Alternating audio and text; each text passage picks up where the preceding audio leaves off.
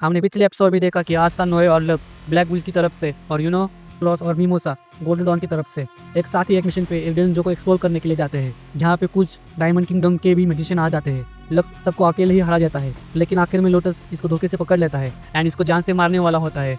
And इधर mimosa को marks बहुत ज़्यादा इंजर्ड कर लेता है और क्रॉस और इसे मिलकर साथ में लड़ रहे होते हैं। मेरी बात माना करो यार, मैं तुम्हारा सीनियर हूँ, जाओ यहाँ से मिमोसा को लेके और बैकअप लेके आओ। हम इस ट्रेजर को डायमंड किंगडम के हाथों नहीं लगने दे सकते। नहीं, मैं पहले ही बोल चुका हूँ कि मैं आपको यहाँ पे अकेला छोड़ के नहीं जाऊँगा। हम लोग साथ में मिलके इससे लड़ेंगे एंड इसको हराएंगे। एंड तभी मार्क्स इन दोनों पर दोबारा से अटैक कर देता है। इधर हम देखते हैं लोटस ने लक को बुरी तरह से पकड़ लिया होता है और लक को सांस लेने में भी दिक्कत हो रही होती है। तभी हम लक का बचपन देखते हैं। लक भी एक मिडिल क्लास फैमिली में पैदा हुआ था एंड सारे लोग उसको पागल बोलते थे क्योंकि वो हमेशा हंसता रहता था, जिस पे उसकी मम्मी एक दिन उसको बहुत ज़्यादा मारती है। आखिर क्यों एक पागल मेरे घर में पैदा हुआ? तुम हमेशा हंसते क्यों रहते हो? तुम्हारी दिक्कत क्या है? आखिर मेरी किस्मत इतनी ख़राब क्यों है? एंड इन सब को सुनकर लक अंदर से बहुत ज़्यादा दुखी हो जाता है, लेकिन वो फिर से स्माइल कर रहा होता है। एंड फिर एक दिन लक एक नोबल फैमिली के बच्चे को फाइट में हरा देता है। किसी को भी यकीन नहीं होता कि लक, जो कि एक कॉमन फैमिली का है, उसने एक नोबल फैमिली के बच्चे को कैसे हरा दिया, क्योंकि लक ऐसा पहला था जिसने किसी नोबल फैमिली के बच्चे को हराया था। एंड ज़िंदगी में पहली बार उसकी मम्मी उसकी तारीफ करती है और उसे प्यार करती है। लक, तुम कोई नॉर्मल बच्चे नहीं हो, तुम स्पेशल हो और शायद तुम ही मेरी किस्मत को दोबारा से बदलोगे। याद रखना लक, इस दुनिया में हमारा कोई नहीं है। वादा करो कि तुम इससे लड़ते रहोगे और कभी नहीं हारोगे, और जब तक तुम मर नहीं जाते तब तक तुम कभी हार नहीं मानोगे। वादा करो। एंड लक अपनी मम्मी से वादा कर देता है कि अब वो कभी नहीं हारेगा और बहुत लड़ाई कर करके बहुत स्ट्रांग बनेगा। एंड फिर एक दिन लक की मम्मी भी खत्म हो जाती है एंड सारे आसपास के लोग कर रहे होते हैं कि चलो अच्छा हुआ ये पागल और खत्म हो गई। उसके बच्चे को तो देखो, वो भी उसकी तरह पागल ही है। उसकी मम्मी खत्म हो गई है लेकिन अभी भी वो हंस रहा है। सब लोग दूर रहना उससे, क्योंकि किसी को भी ये नहीं पता कि अंदर से लक कितना ज़्यादा दुखी होता है, लेकिन कोई भी आगे बढ़कर लक की मदद करने के लिए नहीं आता। एंड लक उसी समय समझ जाता है कि उसकी मम्मी ने बिल्कुल सही कहा था, ये दुनिया में उसका कोई भी नहीं है, वो अकेला है। एंड लक उसी दिन डिसाइड करता है कि अब से सिर्फ वो वही करेगा जो उसकी मम्मी ने उसे कहा था, लड़ाई, और जब तक वो लड़ेगा जब तक वो मर नहीं जाता। एंड तब से आज तक लक एक भी बैटल में नहीं हारा एंड इसीलिए उसे लड़ना इतना ज़्यादा पसंद है, क्योंकि वही एक चीज़ थी जिसके लिए उसकी मम्मी ने उसकी तारीफ की थी। लक लोटस के मैजिक की वजह से सांस भी नहीं ले पा रहा था। ठीक है बच्चे, टाइम आ गया है तुम्हारा मरने का। नहीं, मैं हार नहीं सकता। मेरी मम्मी ने कहा था कि हारना मत, लेकिन एक मिनट, उन्होंने ये भी कहा था कि मुझे जब तक नहीं हारना तब तक मैं मर ना जाऊँ, और मैं अब इसकी मैजिक से बाहर नहीं निकल सकता। शायद अब मुझे मर ही जाना चाहिए। एंड गिव अप कर देता है और तैयार हो जाता है मरने के लिए। ठीक है बच्चे, अब सो जाओ हमेशा के लिए। लेकिन तभी वहाँ पर हमारा आस्था आ जाता है अपनी मैजिकल तलवार को लेके एंड लोटस की मैजिक को बीच से ही काट कर खत्म कर देता है एंड लोग को बचा लेता है। हाँ, इस लड़के ने अपनी तलवार से मेरा मैजिक खत्म कैसे कर दिया? ये कैसा मैजिक है? आस्था लोटस से बोलता है, ओए तुम्हारी हिम्मत कैसे हुई मेरे सेनपाई को छूने की? एंड इधर भी मार्क्स के सामने अपनी ग्रीम वॉर निकाल लेता है एंड आस्था और दोनों तैयार हो जाते हैं एक बहुत ही खतरनाक बैटल लड़ने के लिए। लोग को समझ में नहीं आ रहा होता है कि आखिर आस्था ने उसे क्यों बचाया एंड वो अभी भी स्माइल कर रहा होता है। आखिर तुम्हारी दिक्कत क्या है बच्चे? तुम अभी भी हंस रहे हो? कहीं तुम्हें ये तो नहीं लग रहा कि तुम्हारे दोस्त तुम्हें बचा लेगा? और अगर तुम्हें ऐसा लग रहा है तो ये तुम्हारी गलतफहमी है। लक आस्था और नोएल से कहता है, तुम दोनों ही रुको, मैं इसको अकेला मारूंगा। मेरी मम्मी ने मुझसे कहा था मेरे को तब तक लड़ना है जब तक मैं मरना जाता हूँ। एंड लक लोटस के ऊपर दोबारा से अटैक कर देता है, लेकिन लोटस उसके अटैक को डॉच करके उसके ऊपर अटैक कर देता है एंड लोटस का अटैक लक को लगने वाला होता है, लेकिन एक बार फिर से आस्था लक को बचा लेता है और आस्था लक से बोलता है, नहीं, मैं आपको मरने नहीं दूंगा। एंड लक सोचता है कि आखिर ये क्यों मुझे बचाना चाहता है? मैं आखिर हो क्या इसका?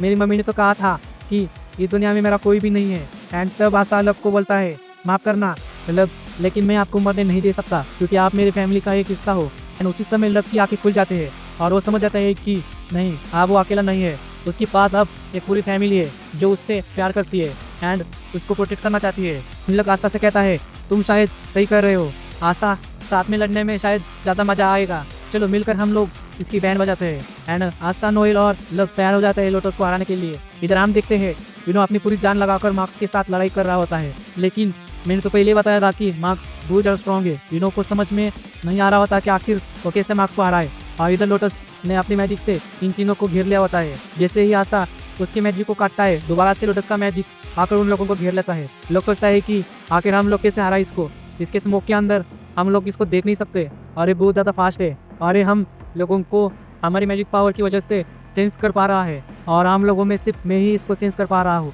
लेकिन तभी लक को याद आता है कि अरे हाँ, आस्था के पास तो मैजिकल पावर ही नहीं है, तो लोटस आस्था को सेंस नहीं कर सकता। एंड लक इन दोनों से कहता है मेरे पास एक प्लान है। नोएल आस्था को अपनी मैजिक से हवा में बेचती है एंड लक अपनी मैजिक से लोटस पर अटैक करता है और लोटस को आस्था की तरफ जाने के लिए मजबूर कर देता है।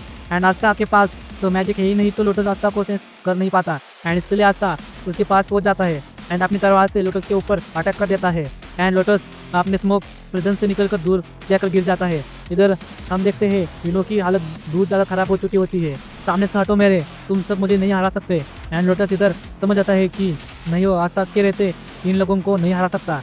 एंड तभी वो अपने मैजिक से एक स्मोक बनाकर वहाँ से भागने लगता है। भाई साहब, आखिर क्या क्या कर सकता है अपने मैजिक से। लक उसके पीछे भागता है लेकिन लक को चकमा दे के लोटस वहाँ से निकल जाता है। चलो अच्छा है वो भाग गया, अब हमें क्या करना चाहिए।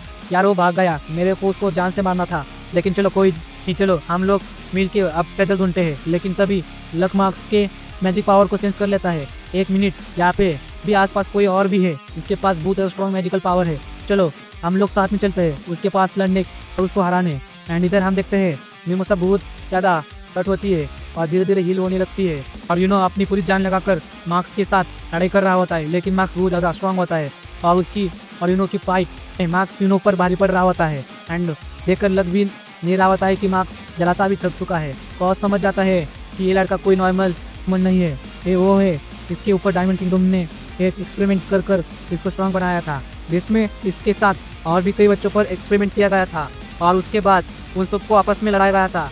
एंड आखिरी में सिर्फ एक ही बच्चा जिंदा बचा था जो कि था मार्क्स। कॉक्स को अंदर से बहुत बुरा भी लग रहा था क्योंकि एक नोबल फैमिली का होने के बाद भी यूनो जो कि एक कॉमन है वो उसको प्रोटेक्ट कर रहा है। एंड कॉज गुस्से में अपनी पूरी जान लगाकर मार्क्स के ऊपर अटैक कर देता है, लेकिन मार्क्स अपने डायमंड शैडो क्लोन से खुद को बचा लेता है एंड वो कॉक्स के ऊपर अपने डायमंड क्लोन से अटैक कर देता है और यूनो के ऊपर अपनी डायमंड स्लॉट से यूनो बहुत ज़्यादा इंजर्ड होता है। लेकिन किसी तरह वो अपने आप को बचा लेता है और बार बार मार्क्स के ऊपर अटैक कर रहा होता है, लेकिन मार्क्स को वो हिला भी नहीं पा रहा होता है और मार्क्स को कुछ भी फर्क नहीं पड़ रहा होता है यूनो के अटैक से। मार्क्स यूनो से बोलता है तुम्हें समझ में नहीं आ रहा क्या, तुम मुझे नहीं हरा सकते, गिव अप कर दो।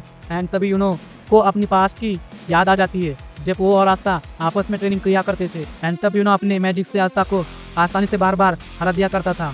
तुम्हें समझ में नहीं आ रहा क्या आस्था, तुम मुझे नहीं हरा सकते, गिव अप कर दो। नहीं, मैं कभी भी गिव अप नहीं करूँगा, ये फाइट तब तक नहीं खत्म होगी जब तक मैं जीत नहीं जाता। एंड आस्था की तरह यूनो भी गिव अप करने वाला नहीं था क्योंकि आखिर में वो है तो उसका भाई। एंड वो फिर से मार्क्स के ऊपर अटैक करने लगता है एंड मार्क्स डिसाइड करता है कि अब वो फाइट को ख़त्म कर देगा।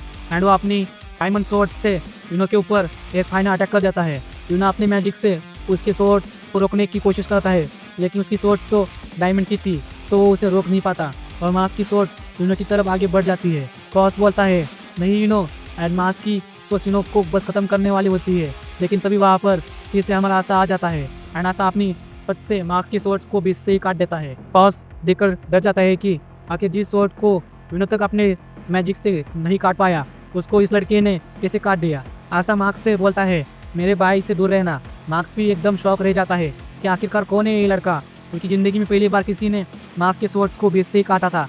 एंड यूनो भी आस्था को देखता है और सोचता है कि आखिर इतना स्ट्रांग हो गया है आस्था। एंड अब वो बचपन वाला वो वीक आस्था नहीं रहा।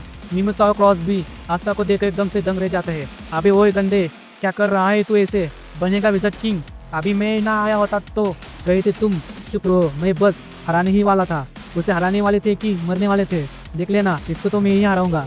तो ठीक है चलो फिर आओ देख लेते हैं कि हम दोनों में से पहले इसको कौन हराता है। कॉस सोच रहा होता है कि आखिर एक कैसे हो सकता है एक ब्लैक बुल्स का मेंबर, वो भी जिसके पास मैजिक नहीं है, वो सोच भी कैसे सकता है कि वो मार्क्स जैसे स्ट्रॉन्ग मजिशियन को हरा सकता है। आखिर कौन है ये लड़का। एंड इस एपिसोड का हम इधर ही खत्म करते हैं। नेक्स्ट एपिसोड इसका जल्दी आएगा। जो भी चैनल पे नया आए हो वो प्लीज चैनल को सब्सक्राइब कर दे और मिलते हैं इसके अगले पार्ट में।